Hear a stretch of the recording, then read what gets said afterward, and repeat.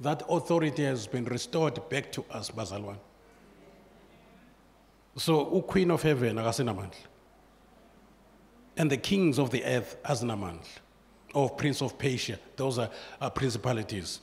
And the Queen of the Sea, ayisenamandla phezu kwethu.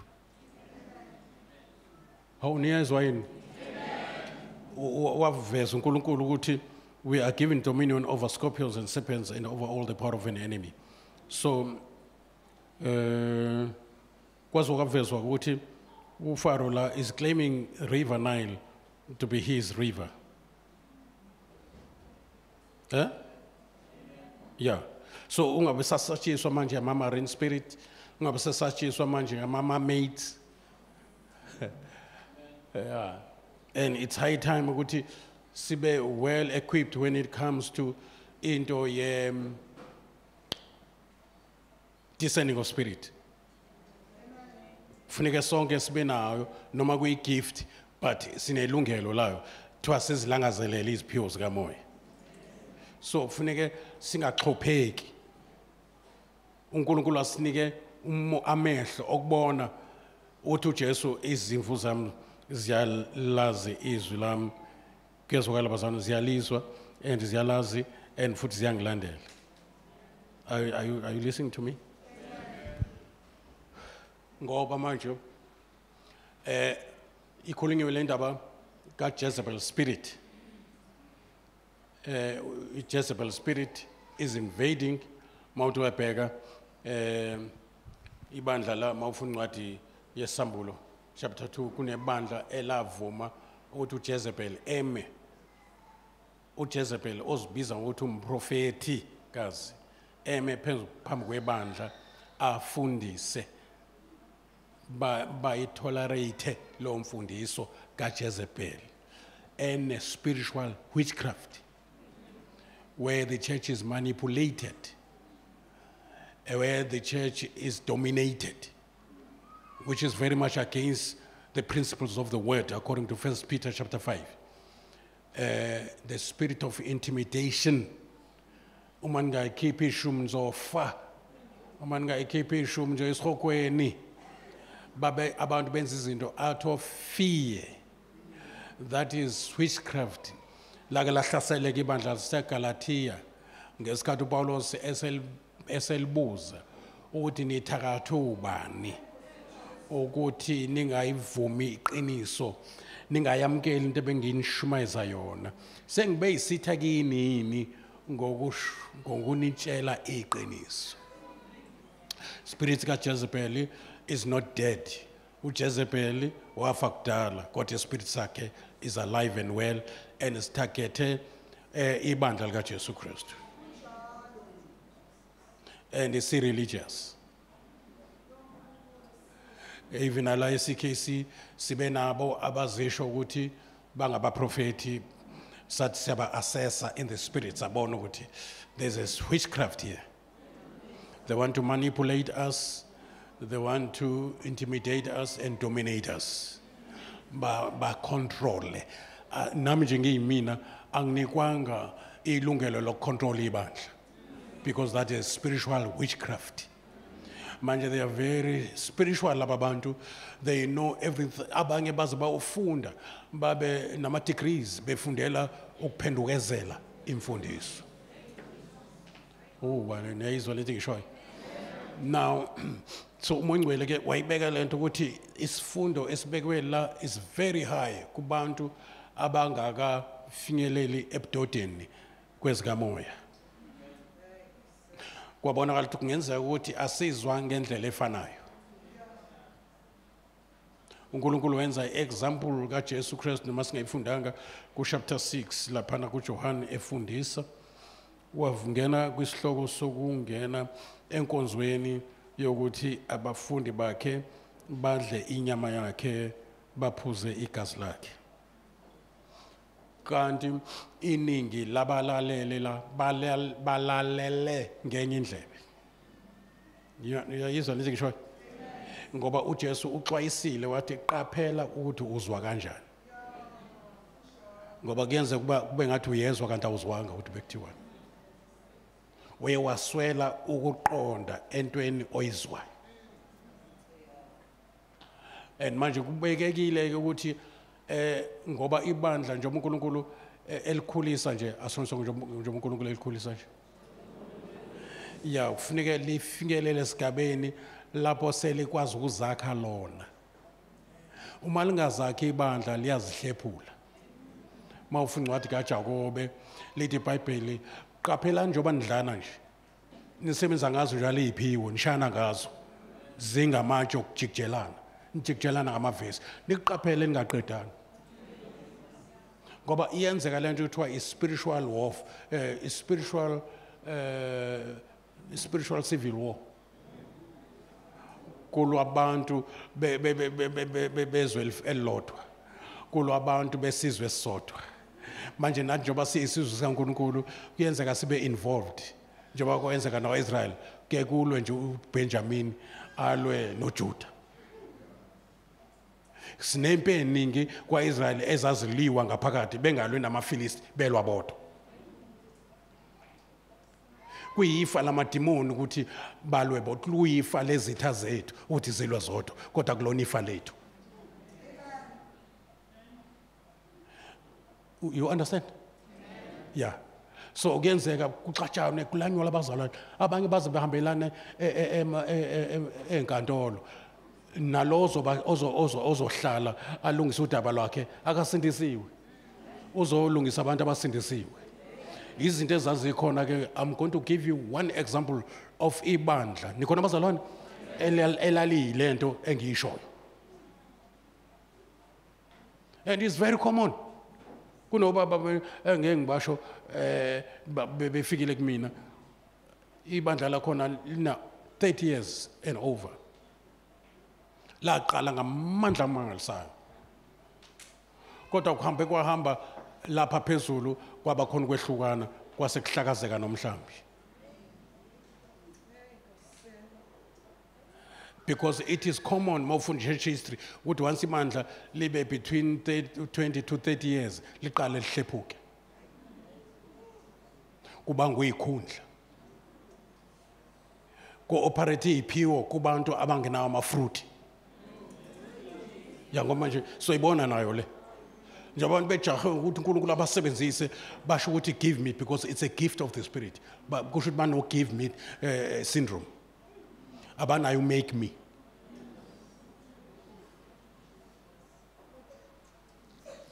uNkulunkulu akasho kubafundi bakhe ukuthi hambani nenze izizwe amakholwa nabazalwane. Wathi nebenza abafundi. Ngoba ukufundiswa kuyakhulisa. Umuntu oshungezwayo uyaphenduka, umuntu ofundiswayo uyakhula. So into eyenza ibandla libe stagnant ekukhuleni lihambe ngeminyaka ekukhuleni kodwa libe yingane ukulekha kweappetite yokufundiseka nemeekness yokufundiseka. Bayitshela bayazi ngenxa yegift. Igift iyakwazi ukufika kuwe uyiboy spiritual uyingane. If igift ayilindi ukuthi ukhule before ifike. Ingakho kuthiwa abaprofeti beyiqiniso alisho iBhayibheli nizobabona ngama gift. Lithi nizobabona ngama fruit meaning ngecharacter. Bathobekile noma baphakeme. Shuthi kufuneka obana bathi kuzomongcwele. Uba bekwenzeka nje besoyenza imvuselelo yesonto yonke lento esikhuluma la. Khona sizongena ku 1 Corinthians chapter 14. Ophethe order yokuoperator kweziphiwo ebandleni. Ngoba uNkulunkulu esimkhonza akuyena we-disorder ne-confusion. Usathane ophethe confusion ne-blindness. I can use the knife to cut or to kill, and I can use the knife ucwecwa amazambane udliwe la ekhaya. So igift injalo mayehlele esandleni esingatrainiwe esikhundleni yakhe iyadiliza.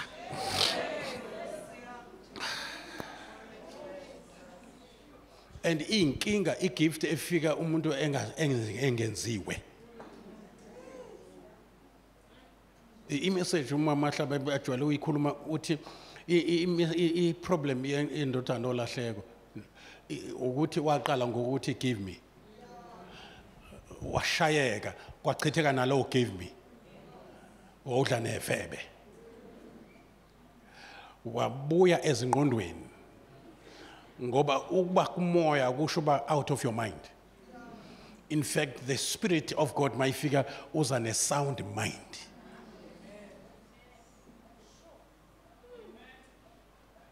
Sound means a healthy mind, ube sober minded. You see? Now when he came to his senses, when he came to himself, what ngizosuka ngikubaba ngithi baba ngonile ngenze. Oh, nangesethi ngenze into ekufanele aqale ngayo. Obana bathi moyingcwele sisize sinyusele nikhona nonke. Mawunika ingane ye-AK-47 eno 3 years uphinde unike isotsha elitrainiwe ye-AK-47 yabona kunomehluko lapho. Lapha esotsheni litrainiwe mhlambe belitrainwa for 4 years. Litrainela uphatha i-AK-47 lo ngenzeka ayibambe ayibhekise ngakuye eqhamuka yadubula kanti usidubula yena. Kuneziphiwo eziyingozi mayihlele esandleni sengane. Nilalela noma nezenjani. Now umuntu uyabheka especially eSouth Africa njengoba sisegawutini sayibona in England. Kunabantu abayithola ngempela ivangeli kodwa abangathola ukumentorishwa. Abangathola isikhathi sokukhula. Abangasithola isikhathi sokuba baseve kwi-local church. Abangasithola isikhathi sokuba loyal. Baphathwe. Bayithola sebephethe bengazange baphathwe. Ngenxa ukuthi uthandezela abantu ukwazi ukuprofeta kufanele sikwazi ukuhlukanisa from the voice of the spirit, strange spirit with strange fire and strange anointing. Kufanele siyizi voice phakathi ko strange spirit, strange anointing and the Holy Spirit. Ningilalela?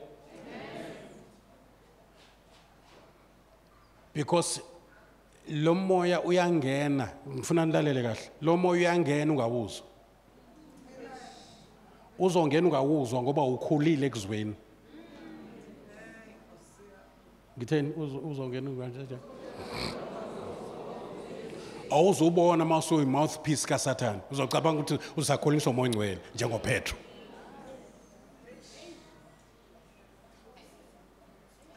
So uPetro uqeda ukukhuluma in one chapter bazalwane uqeda ukukhuluma iRevelation emenze wabusiseka washishwa negama.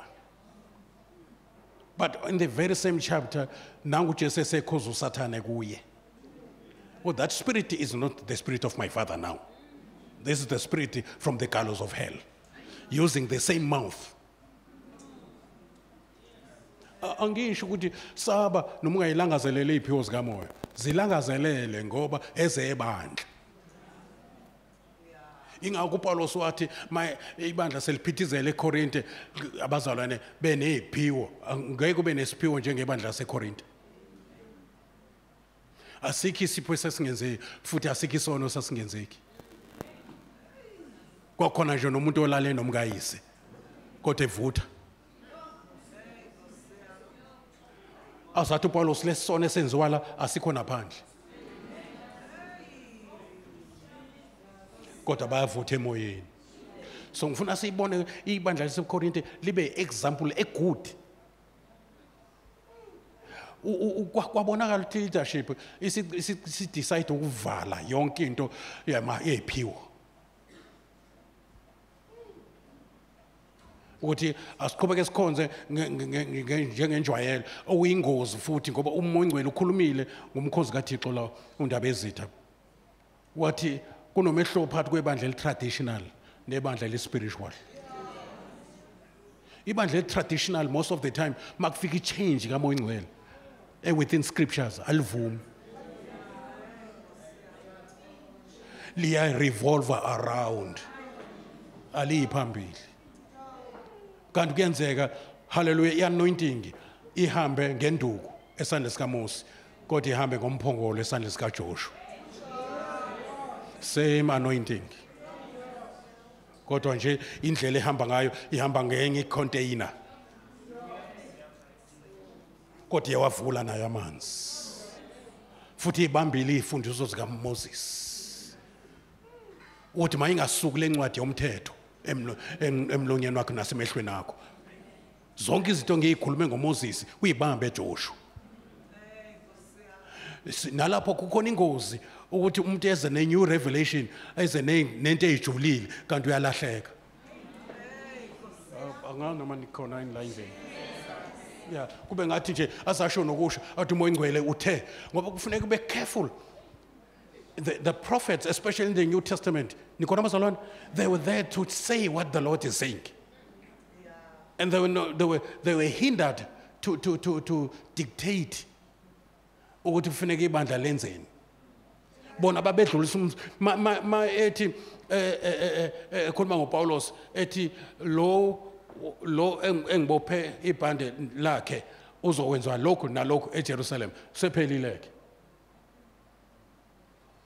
Noma ethi kuzindlala uAgabus wathi kuzindlala enkulu waphelela lapho kwaba ibandla umoya ingcwele al-influencer ukuthi kuzokwenziwa njani ngale prophecy.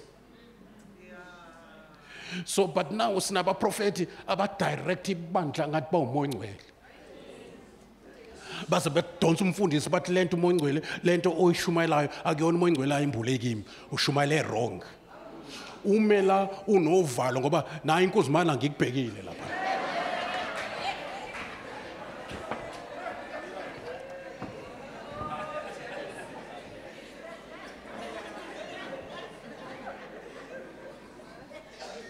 And umoya ingcwele uthi bayakuthanda ukuthi bazisho.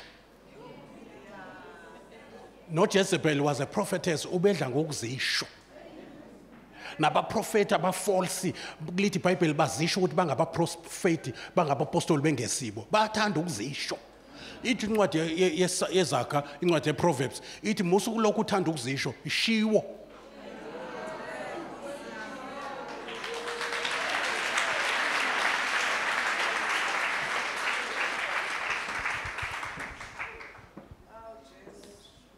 Not la isikesi akuzongena noma umoya la. Yeah, sigade ngezwi nangomoya ingcwele.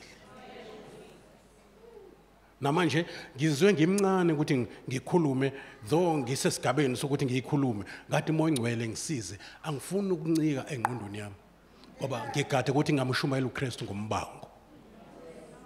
Ngingamshumayela uKristu ngecompetition. Ngiyi-check motive yonke into engiyenza ngoba ngisazoma phambi kwesihlalo sobukhosi. And give an account ngokuthi bengimila endaweni kaKristu bengithini ezivini zakhe. Ngoba ngiyazi kahle iGreat Commission uthi uthanda bonke abantu basindiswe bafinyelele kulazini iqiniso. Manje kufuneka lazi iqiniso nilazi iqiniso ngoba yilona ezonikhulula. Linikhiphe kwi-ignorance ne-confusion. Ibandla laseKorinte was highly confused. Kwase kudansa ama-spirit angasewona uHoly Spirit. Ingakho uJesu ke ethi abaprofeti bangempela nabapostoli bangempela nabantu ababizwa ngegama lami bangempela engibasebenzisayo into obabona ngayo ubabona ngezithelo. Noma bangayenza imanga kodwa uma i-character yabo ibheda ungamlandeli. Noma eza nesambulo esingahambisana nezibhalo. Nikhona bazalwane? Ethi sonke umoya ingcwele ungambule sonke asigqoke ingubo ezimhlophe aqala afunda ivesi athi ngabona abangcwele bembethe ingubo emhlophe ngathi hobani laba kwathiwa yibo laba bembethe ingubo ezimhlophe ngicela ke bazalwane pasophani njalo ngiyantshela nje.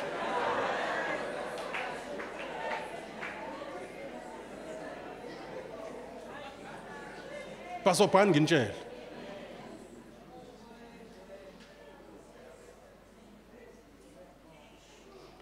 Ngoba manje uSathane uliqili is a cunning thief. mayibona ukuthi uyakholelwa eBhayibhelini uze seliphethe kanje.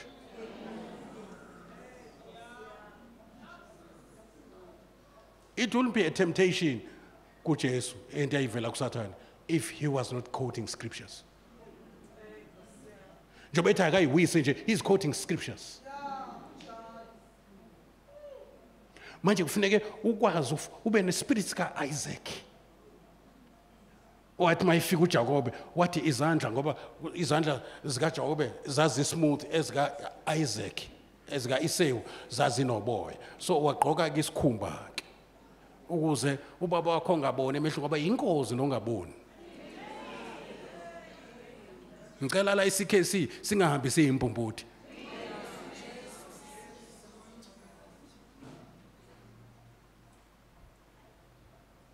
Uthi ke izandla ingalo ezika-Esawu kodwa ivoice ekaJakobe. Kufuneke noma eselethe ingalo uSathane zamavesi kodwa ukwazi ukuyizwa ivoice.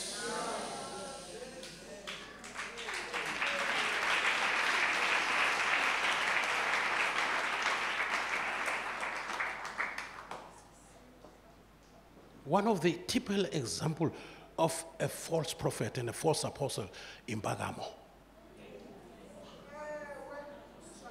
Knowing all spirit. Better than thou spirit. And I omningi more than Jesus. And the motive yakhe is not pure.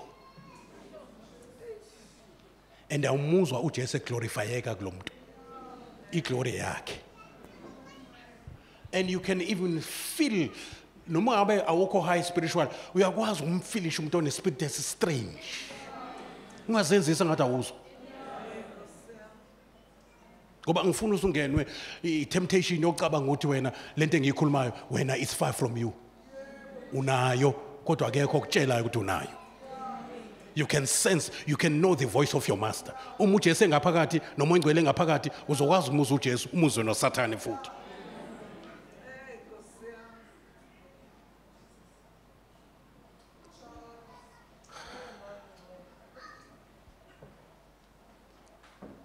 Obana bathi siyabonga moyingcwele, siyabonga. Yes, very important.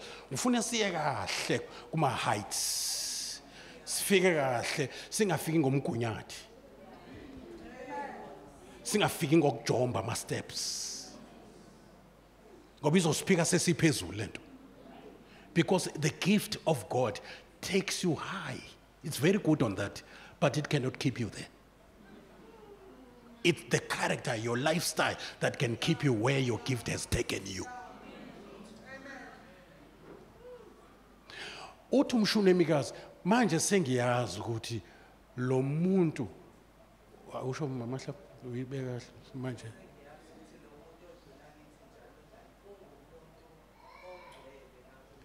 Sengiyazi baba uthi lo muntu odlula la njalo njalo simnike lunch. Ungumuntu ongcwele, not a prophet. No, akasho ukuthi ungumuntu owenza izimanga, akasho nje.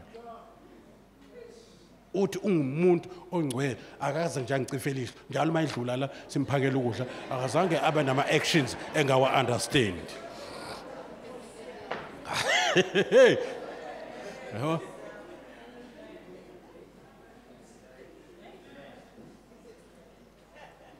Baningi manje baxakekile abanye besaba ngisho ukubuya balandela abaprofeti ngoba bebona izimanga mabefika lapha bahlangana necharacter errong.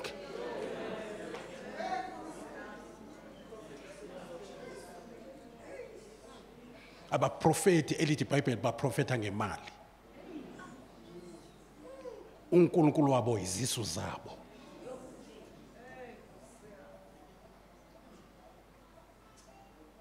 Ngoba manje banembewu yevangeli sekunzima manje bayibonda ayikho lento. Sadonswa ama miracles, sadonswa nje ukubona manje sekunje ezinye izinto ngizishoke. And be very careful uma ubeka isandla inombani ngoba wenza itransfer. ngoba umazi la kade eguqa khona manje wenza i-transfer, wenza i-impartation. It's dangerous.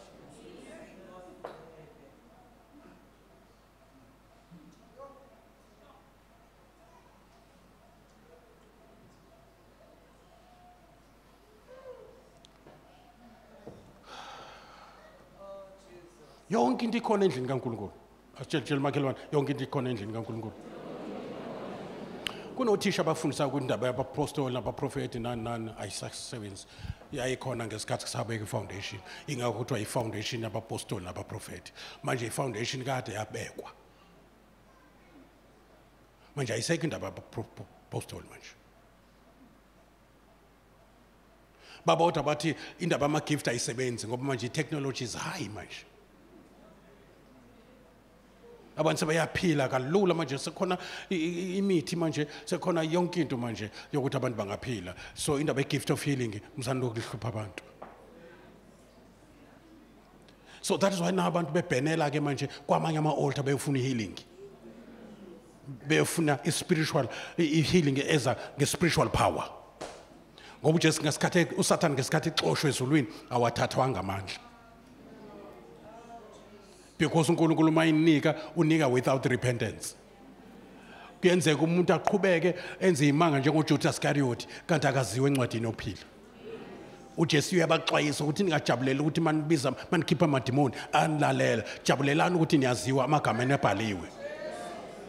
So uzolandela umuntu kanti umuntu yes i-anointing unayo kanti ayekanayo futhi at the same time ku-anointwe igama libizayo. Ne-gift yakhe yena akekho anointed, i-gift anointed. Kanti ngomthetho anointing kufuneke kube kuwe iphumele kwi-gift. Ingakho bethi bazothi ngensuku zokugcina abaprofeti nabapostoli bathi ashumayelanga ngegama lakho. Njengoba bengathi abalithinti kwamanye ama-department e-kingdom kaSathane alibizwa igama likaJesu, uzomangala kwezinye indawo balibiza igama likaJesu.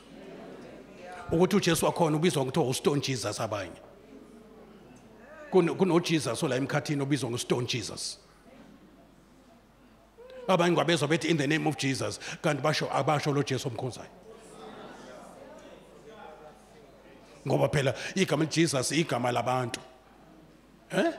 There were Jesuses even in the Old Testament. uJoshua nje uma ulibuyisa uletha nganeno in Greek is uses or Jesus. Joshua is the same as Jesus. No, but Jesus means son of Jesus. But Jesus, son of Jesus. Manje yenza sure uthi awuthathi nje igama elibizwa athathe ispirit segama uthatha umnikazi wegama okuyena yena makuhlangene ngegama lakhe uba khona.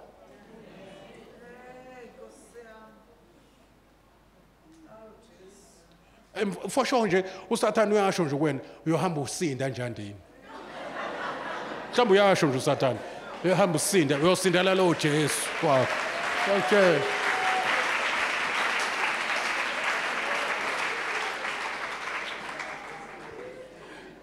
Now, ngifuna siphindele, ngifuna ungayikhohlwa. Konke kukhona endlini kaNkulunkulu kwaJesu, kukhona konke. Ngithi kuwe kukhona konke. Umshado ukhona kwaJesu, indlu zikhona kwaJesu, imisebenzi ikhona kwaJesu. He is able to supply all your needs. He is all in all. He is ready. Yes.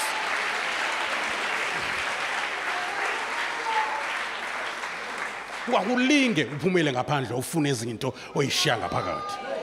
Ngakulokote le moto kade uyifuna uNkulunkulu ikhona kwaJesu. uJesu akana inkinga to make you rich ube ibillionaire. Akana inkinga. Inkinga iqala mangabe lezi zinto sezi-owner wena.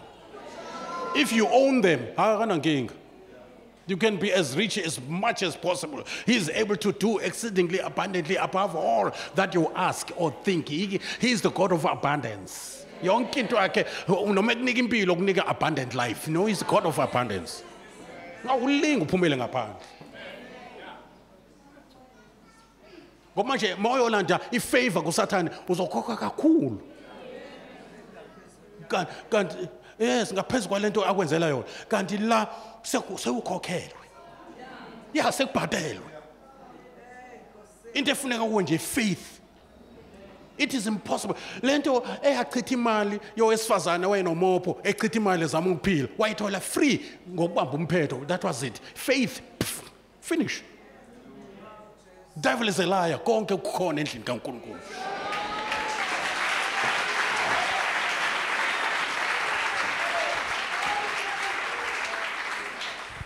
Obana bathi ngeke ngiphumele ngaphandle ngishendeze ngiye kwabanye uNkulunkulu in the name of Jesus. Phamsana izandla mabasho. Ukusindiswa kweingane zakho kula.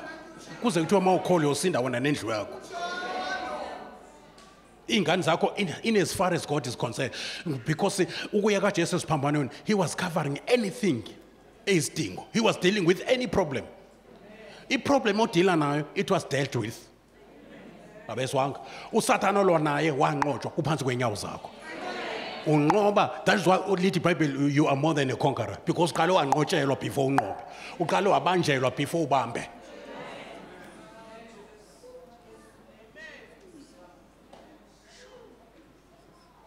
And funa ukulazi ilungelo lakho njengomntwana kaNkulunkulu. Funa ukwazi ngisho ukuhlupheka ukuhlukanisa. Kungabe ukuhlupheka okuza ngokuthi wena ungabazi uNkulunkulu, kube ukuhlupheka ukuthi wena uyakholwa. Ngoba ukuhlupheka kunjalo kunomvuzo. Ukuhlupheka kunjalo kuyitest ukuze ifaith yakho ibe more pure than gold that is tested by fire. When you are going through a test of life, uNkulunkulu is preparing you for another level of opposition.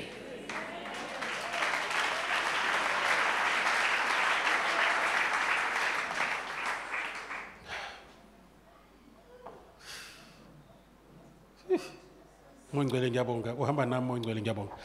Ngicela nje ukulandela emva kwakho Moya Ngcwele. Now, that is why abafundi bakaJesu ke banikwa i-Great Commission. Ashonso ke banikwa i-Great Commission. Yeah, i-Great Commission ithi yenzani izizwe zonke abafundi bami nibaphapathise egameni loyisele ndodana Moya Ngcwele nibafundise ukugcina konke enginiyale ngakho.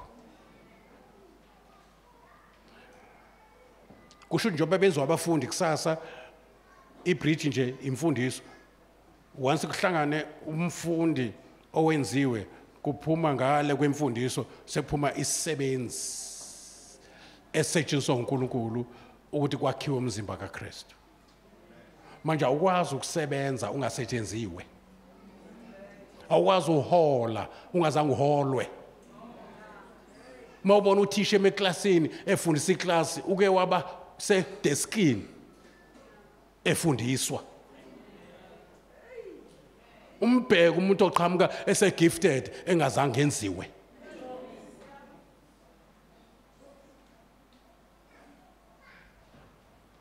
I-gift ehleli kumuntu ongekho. Funda first, 2 Timothy chapter 3 from verse 15. Ufunde. Incwadi yokuqala ebhalo esibili ebhalo Paulo sebhalelo uTimotheo chapter 3 verse. Awuqale verse 14 konke ngifuna. Verse 14. Kepha wena yima kulokhu okufundile waqiniseka ukho wazi ukuthi ukufunde kobani nokuthi kusukela ebuntwaneni wazi imibhalo engcwele enamandla okokuhlakaniphisa. Nezwa lo ndawo. Kusukela kuphi? Ufunde ngathi ungafundisa lokuzana. Ekhaladi malifundisa isiZulu. Funda mqunge. Awuqale futhi. Iqale. Wena yima ulokho okufundile. Nilaleleni. Yenza njani? Yes. Nowaqiniseka ukho. Yes. Wazi ukuthi ukufunde obani. Wazi ukuthi ukufunde obani othisha bakho. Sekufuna ukhethe manje ungabufundiswa nombani. Ngoba badlulisa imfundiso kuphela, badlulisa nomoya ohamba nemfundiso. Mabekekela uzithola ukekela namavesi amaningi kodwa umangala uthi ngakekela ingoba lo wayikufundisa wayikekela. Namavesi amakhulu etheology. Qhubeka nevesi. Nokuthi kusukela kuphi now kubalekile lo kubalekile ngoba spiritually siyakwazi ukuthi sikutolikele nakwa spiritual side la kukhulunywa umntwana bakhe physically ukuthi esemncane umama wakhe nogogo wakhe they were there for him bementorisha ngezibhawu kezokala bazalwane manje thina ngapha spiritual usukela nje emntwaneni usanda kusindiswa uyayibona lonto akufanele kuyekwe kufanele ukufaka izinto zezulu ukhule nazo ukhule ngazo qhubeka nokuthi kusukela emntwaneni wazi imibhalo engcwele enamandla okukuhlakaniphisa kube insindiso ngokukholwa uKristu Jesu nezolo lo ndawo yeah ukuthi khona ngijahe khona kodwa is very important qhubeka yonke imibhalo iphefumulelwe uNkulunkulu ilungele ukufundisa lalela ke kuthiwa yomingakhe yes imibhalo angithi yeah injani iphefumulelo kusho ukuthi imibhalo iyaphila iphefumulelo ubani yes very important lonto qhubeka ilungele ukufundisa wo ilungele ukwenzani kuqalwe ngaleli gama lokufundisa kusho ukuthi ilungele ukuchazwa ukuthi uyifundile akusho ukuthi usuyayazi akusho ukuthi uyayizwa uyayi-understanda udinga uthisha umoya ngcwele nothisha umoya ngcwele amsebenzisayo kukhona uthisha umoya ngcwele uba uthisha kuwe abe uthisha ngomuntu wakhe omphambi kwakho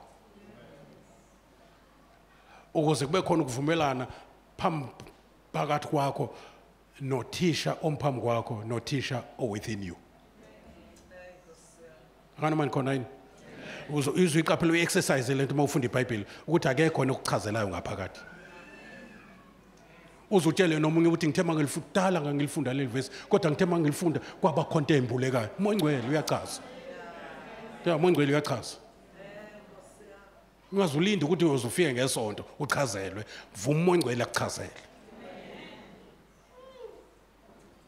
bese ngesonto econfirma into akade ekuchazela yona very important lento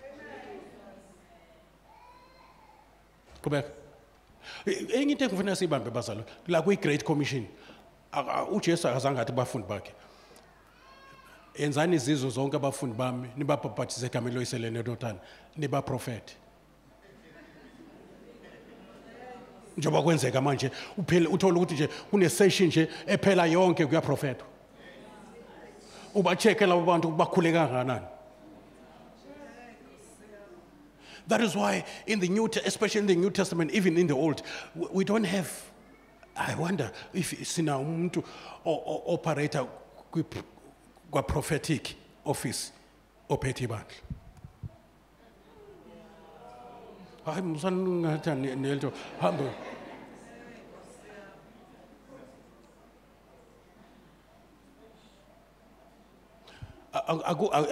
Angisho ukuthi ku wrong ukuthi umprofeti aphathe ibandla. Ngitho mina kurema ngabe kukhona ibandla kwi leadership ngoba ne prophetic ministry nayo ikwi leadership kodwa isebenzisana ne apostolic awunika njobona lo muntu ukhomba nje umprofeti lo muntu oyisithupha makubanjwe into ume ngapha wodwa wona ngesikhathi u4 mawubamba into manje ukuthi bamba njoba ngibambele mic nebonke ngibambe kanjani imine u4 other 4 ministries zinga one side le imi yodwa lokho kuchaza ukuthi iyakwazi ungena kulezi eziwu4 hlamba nizwanga lento hey usiyona yeah sishwa isikhathi beso ibona le apostolic ministry sibone si prophet yabona uJohn was an apostle kezwakala bazalwane obhala incwadi yesambulo kodwa ibizwa kuthiwa incwadi yesiprophet babe bamba zonke izipho ngalezo ayikhathi babebamba zona manje bayibamba zonke izipho benza nama impartations.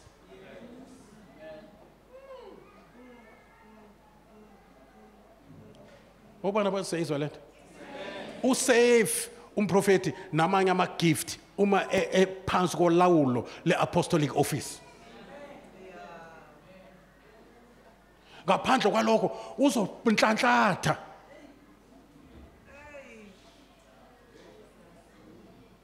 Nizophuza amanzi. Nizoba nento eziphathekayo enibeka zona embhedeni ukuze ulale nesithombe sakhe nizosibeka ngoba si-anointed. Ngisana ukuthula ngathi angizwa ngisho ngoba manje ayikho i-guidance. Abantu abanikwe ukuthi bafundise abapostoli bese be-impact bayidlulisele kwabanye abathembekile abazoyidlulisela kwabanye.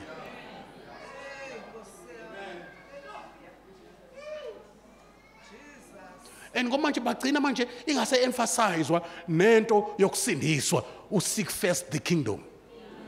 Gcina sekushungelwa ama-additions ukuthi and these other things, meaning izinto eziqondene nokuphila kwakho, izindlu, umshado, umsebenzi, imali. Nikhona bazalwane lithi iBhayibheli lezi zinto don't seek them first, they will be added to you. Abezizwe abantu abangakholwa abayifundisisa baze beyothwala befuna zona, wena asikho isidingo ukuthi uthwale. Secret yakho is to seek first the kingdom and God's righteousness.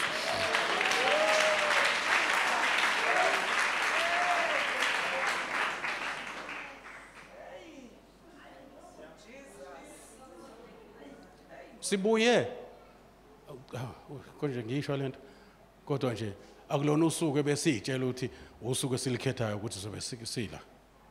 Wathi mongcwelani indawo nizolungisa lento. Kufanele kucace manje ukuthi nikhona bazalwane simiphi kule CKC oyitshela ukuthi ikhaya lakho simiphi sikholwa yini. Khona sokwenza sure ukuthi we hit amasango ezulu. And ufuna umbona nonke ekhaya sixhawulane ukuthi awuze nawo wafika.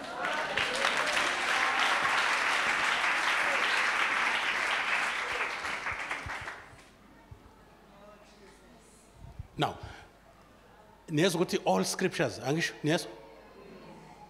Mhlawumbe omunye uthi kanti ukuprofeta akudingeki yini kuthiwa iyona gift ke ekufanele uyifune leyo. And i-gift ne-ministry ayifani. To be a prophet enye into and to have a gift of prophecy enye into. To prophesy and to prophesy is a verb, that's a verb. Prophecy kuhlukana uC no S lapho. Yini lo iprofetayo, yini injongo yesiprofeto ebandleni. Utheni uNkulunkulu mayichaza ngesiprofeto uthi sizokwenzani ebandleni. Kuseyiyo lento esibona ku TV. Nathi niyathula.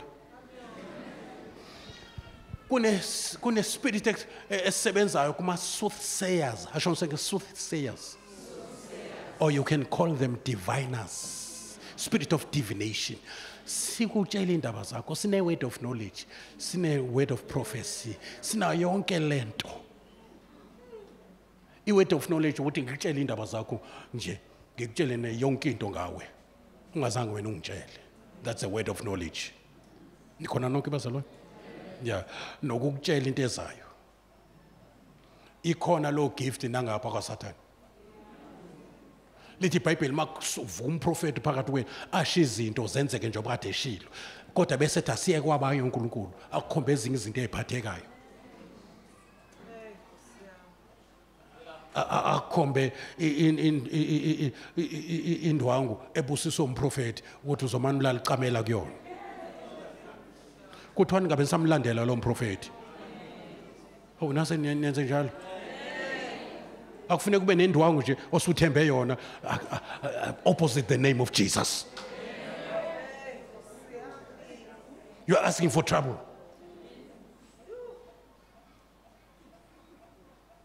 noma uyenza Nicodemusly lento ukhonze nathi emini kodwa ebusuku uye kwabanye uNkulunkulu yeke manje before it is too late ngiyakutshela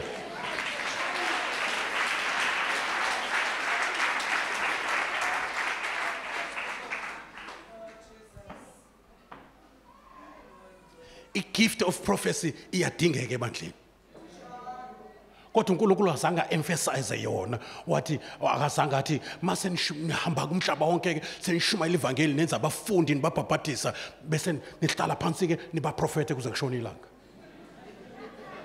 naye azange akwenze lokho. He was more of a teacher than a prophet. He was more in teaching than prophesying.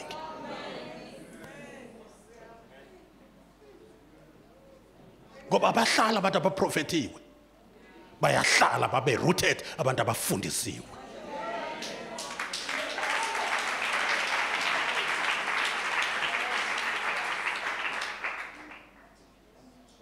Asikho kwi-level ngiyakutshela namhlanje asikho kwi-level yokuthi manje thina sitshelwe ngokuthi uzothola amabhasi uzothola umshado uzothola manje mawunikela ngo-2000 uzothola imoto enhle. No, it's a no for me.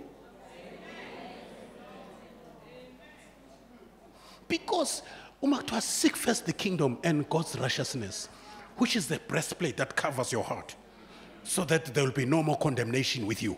No Satan condemn, God has justified you. God has declared you righteous, to be justified, just to be declared righteous.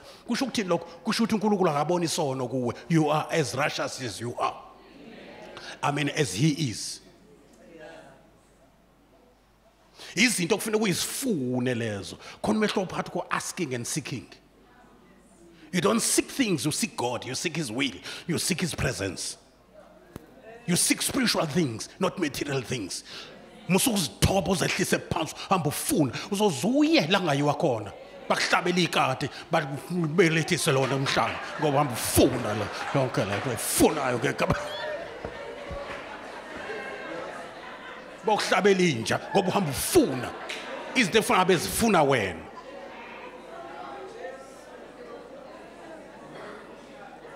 Why uNkulunkulu athi seek the kingdom and God's righteousness? Ingoba izinto zothi noma ufa uhambe nazo. Kodwa imoto nomshado uma uhamba kuyasala nomfazi wakho onama dimples uyasala uma usuhambile.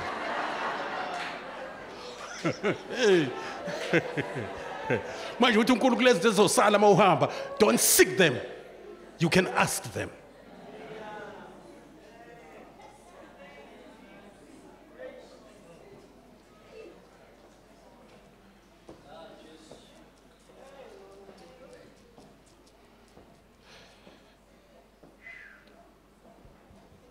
Funeka phela kube khona neproof ukuthi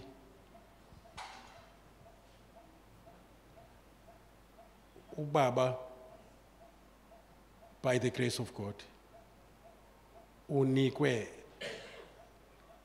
inhliziyo zenu nomoya wenu. Now I can sense what you need. I have a grace to sense by the Holy Spirit what you need. To the point where you don't know what you need until I say so. I say to the point where you don't even know what to be doing until I say so.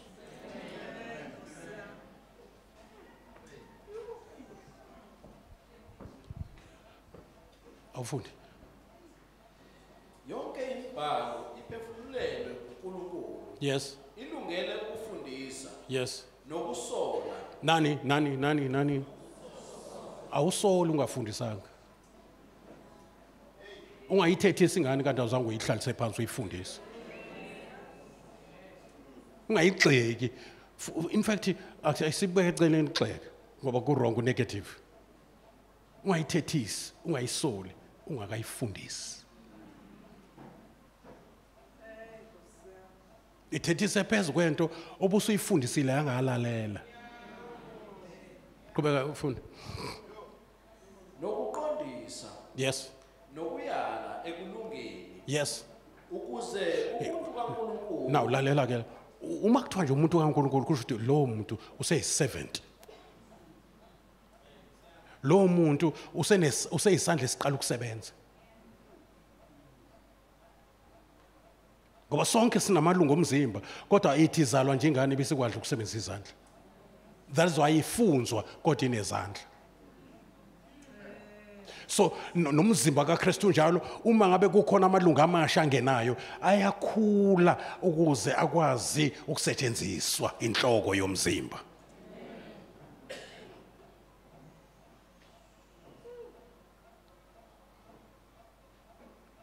Ukuba yikho nje indaba yaseGauteng ngabe sinenyanga yonke ye-apostolic teaching.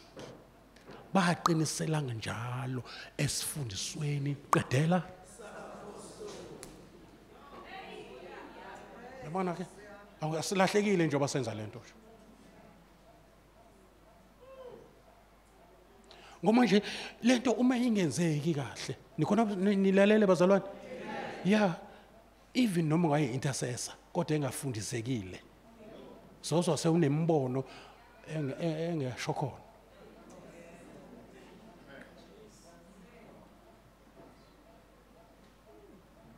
Uzokhipha iprofeto because manje uyingane. Ukukhula kuzi ngokuthi usunesikhathi esingakanani usindisiwe kuza ngalento ekhulunywa la. Langazelelani njengabantwana abasanda kuzalwa ubisi oluyizwi likaNkulunkulu ukuze nikhule. Asikhuli ngamakhorus nangokuba busy nangokukhuthala, sikhula ngokufunda. Lento uma ungafundile noma ungane gift khona egap usathane uyathatha uyakwazi usathane uyi-opportunist. Kuyamkhinyabeza ukusebenza ngawo umoya ongcwele uma ungasuthi izibhalo. Uniyezwa yini? Ngithi kuyamkhinyabeza umoya ongcwele angafiki la ifuna ukufika khona ngawe because uleka, haleluya, uleka ukudla izwi usungadlela ukushumela. Usukudlela ukuthi uNkulunkulu asebenze wena ukuze asebenze ngawe. Entweni engininika zona nje mhlambe nginika u10% wezinto engizidlayo. Inkomo mayidla utshani ayidlela inkonyane kuphela, idlela nayo ukuze iqhubeke ibe namandla. Utshani igazi lisupplya inkomo ukuthi kube ibe strong ingabi weak, iphinde supply ubisi. Same grass isupply ubisi ukuthi inkonyane elincele kodwa ayikwazi ukuncelisa kanti wena ayithola lutho kulento eyidlile. Angikwazi ukugcoba umuntu ngamafutha kanti awayekho ezandleni. Aqala kimi qala ngibe namafutha ukuze nangana mana khona yini kunamafutha kufanele ngiwathi ezandleni zami before ngiwathambise noma ngigcobe umuntu engimgcobayo. Angifuni ukumgcoba ngento engayazi. Akulinga ushumele into ebandleni wena engakusisi.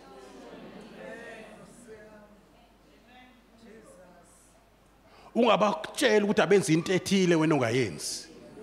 Ungakhulumi ngesono kanti uyasidla. Mhlawumbe nisekhona la endlini.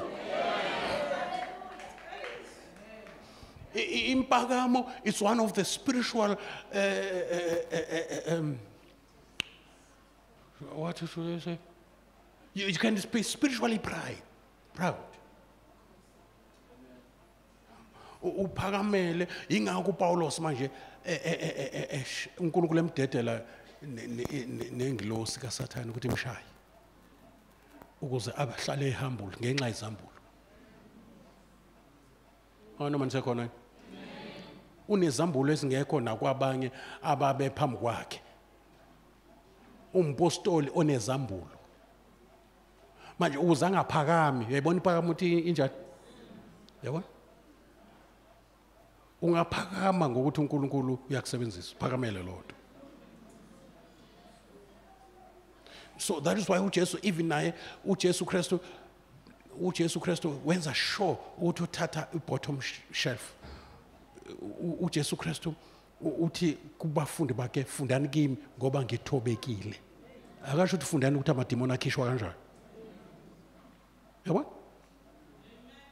akasho ukuthi fundani kimi ukuthi abantu baphiliswa kanjani. Akasho ukuthi fundani kimi ukuthi kuhanjwa kanjani phezulu kolwandle.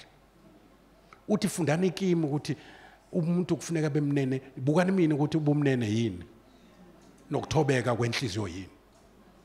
Uthi manenze njalo ke noyifumanela ukuphumula imphefumulweni, not umoya wenu kodwa umphefumulo this time.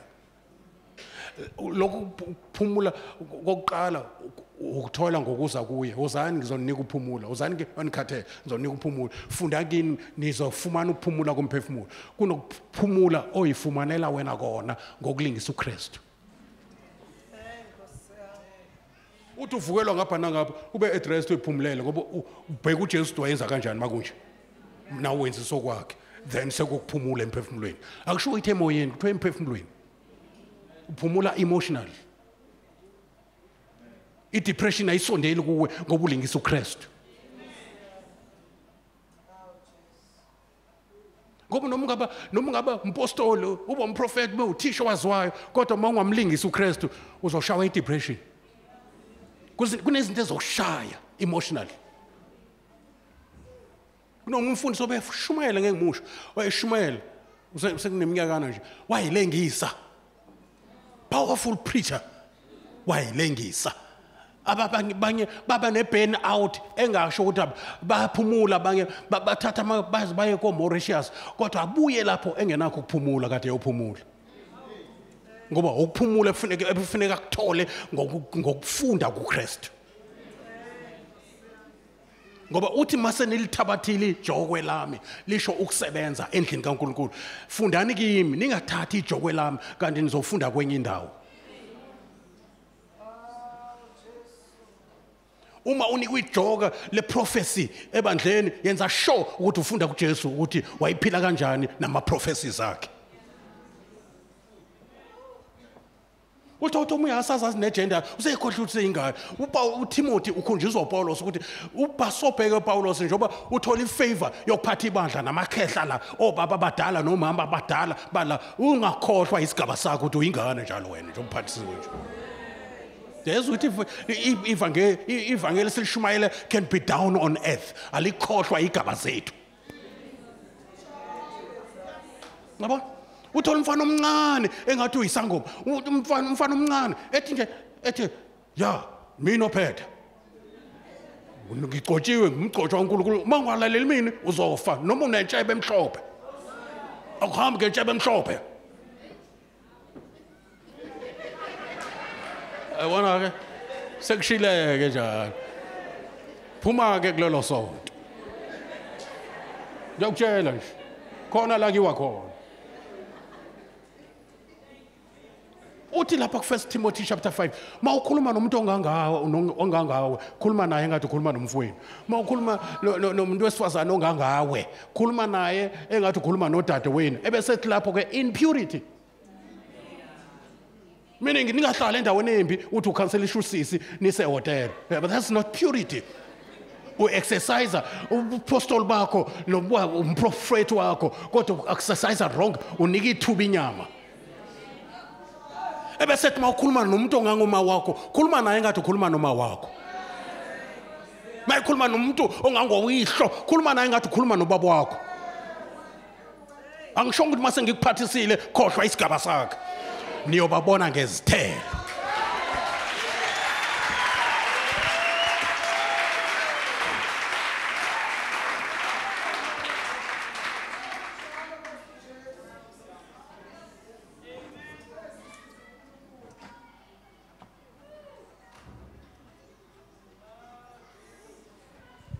Uyabona manike ndathatha lezi imfundiso nizohanjelwa izulu daily.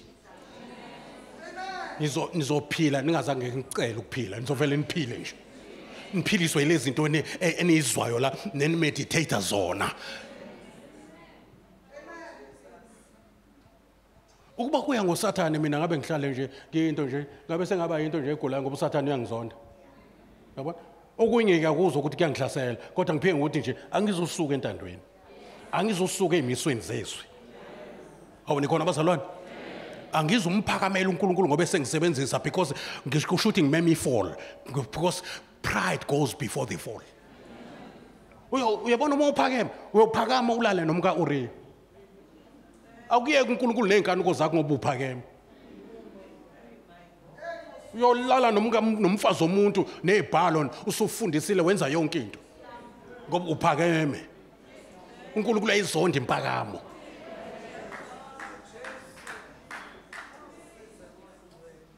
so lokhu ngafika labazalwane by God's grace angishilo igrace there's no trace of pride ngoba ngiyayisaba ngabe nje ngithi mangena la nama-asha seyazi agijime makubani agijimezela athi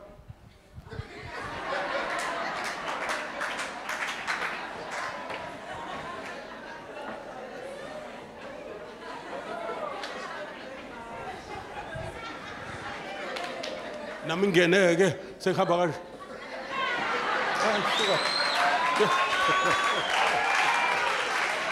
shayela umoya ongcwele isandla njalo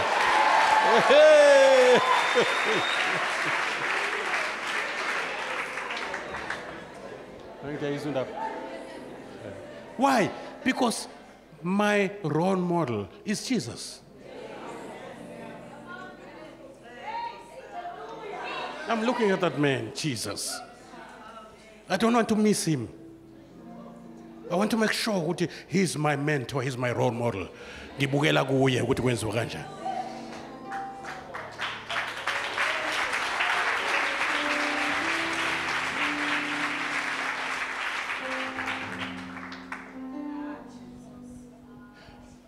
Uma singene ngale kulayini